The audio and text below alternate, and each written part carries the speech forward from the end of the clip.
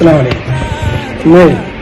2 ദിവസം പൊതുപരീക്ഷ കഴിഞ്ഞതാണ്. അപ്പൊ കുട്ടികൾ നമ്മുടെ ക്ലാസ്സിലെ കുട്ടികൾ എനിക്ക് വേണ്ടി എന്തോ കരുതി വെച്ചിട്ടുണ്ട്. അപ്പോ അവരിലേക്കൊന്ന് പോയി നോക്കാണ്, എന്താ കരുതി വെച്ചിട്ട് നോക്കാം.